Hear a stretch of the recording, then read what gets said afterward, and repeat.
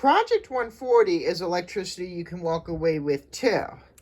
I have the adjustable resistor here, and I'm going to place the C4 capacitor between the two battery holders, just like I did in the previous project. But now when I place it to power the bicolor LED, it stays on a lot longer on the setting of the RV2. It is controlling how long the LED stays on when you connect the capacitor across it.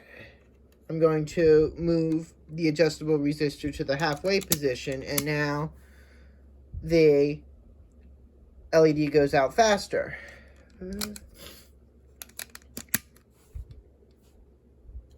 And on the leftmost setting of the RV2, when I connect the capacitor, the bicolor LED goes out a lot faster. So you can just control how long it stays on. Project 141 is short burst machine gun. I have the adjustable resistor set on the closest setting to me, and when I turn on the slide switch, volume warning please, you hear like a very brief machine gun sound. Just like with the LEDs, except now I'm using sound instead of light. And the power for the alarm comes from the C4 capacitor. For Project 142, I replaced the 3-snap wire between the speaker and alarm integrated circuit with the color LED, and when I turn on the slide switch, the sound is very quiet, if audible at all.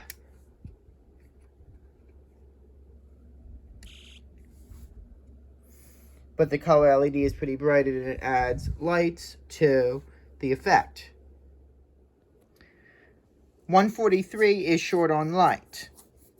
I'm going to turn on the slide switch, and the color LED comes on, and it will stay lit for some time, but then eventually go out.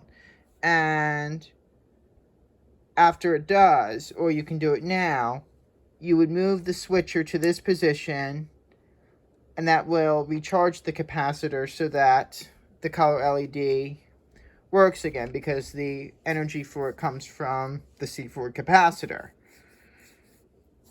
The adjustable resistor here is used to control the brightness of the color LED as well as how long it stays on. The brighter it is, the shorter it will stay on, because it uses more energy when it is brighter. This is a good example of a light in which you can always reset it if you want it to stay on longer, but like a night light, but to avoid wasting energy, you'd want it to go out after a certain period of time. And with this particular light, you can control how long it stays on, although it would be at the cost of the brightness. 144 is finger touch light. With the adjustable resistor at the top position, I'm going to put my 2 fingers between these 2 connection points in the circuit. The bicolor LED lights up. This represents a touch lamp which uses body heat to turn it on. Because flesh is a very good conductor of electricity, since it's mostly water, it may complete a circuit and turn on a device such as a lamp.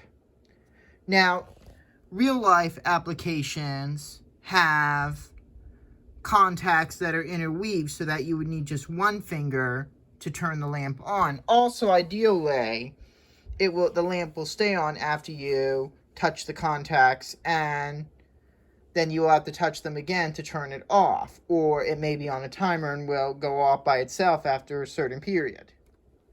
145 is slow off light. I'm going to move the switcher to this position and the bicolor LED lights, and it will stay on continuously. However, when I move the switcher to the middle position, the bicolor LED will gradually go out as the capacitor discharges.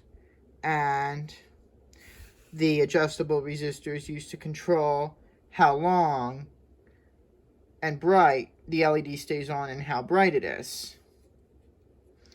Doesn't seem like there's much of a difference in settings on the RV2, but this is a light that you can, in which there are two settings. You can have it on all the time with the adjustable resistor with the switcher in this position, or you can have it go out after a certain period by moving the switcher in the middle. If I put the C7 capacitor here, which I'm not going to do, then the LED will go out much faster because the C7 capacitor has less storage. 146 is 3-position switch. I have the switcher here, and it obviously has 3 positions. When it is in the center position, both LEDs are off. When I move it away from me, the color LED is on, but when I move the switcher toward me, the bicolor LED is on. Back to the middle position, the LEDs are off.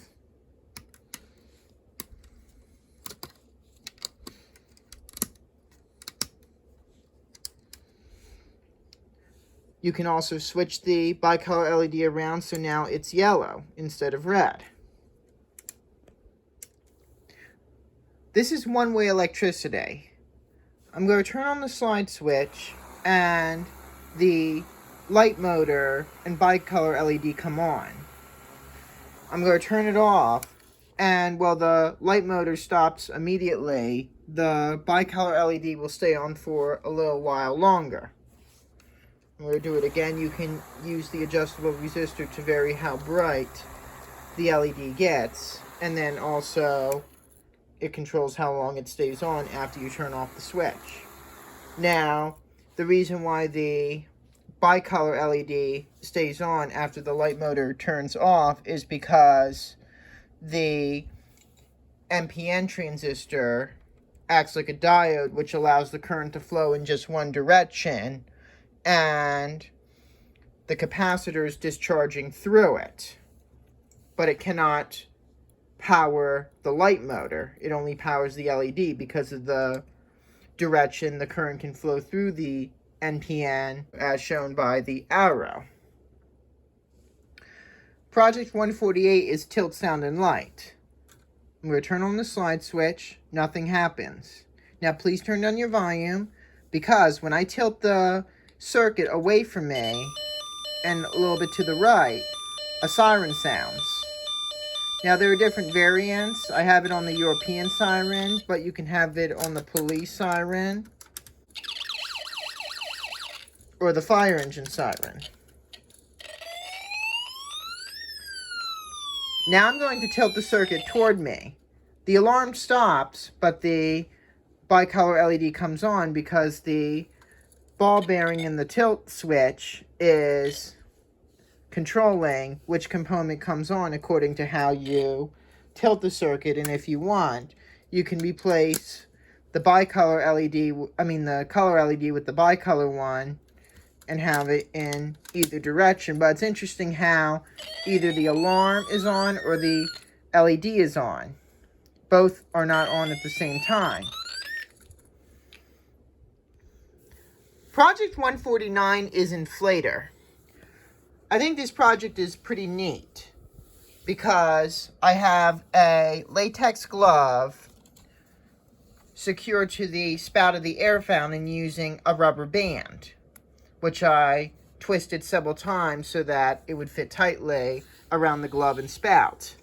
Now I'm going to turn on the slide switch, and look at that, the glove inflates and stands up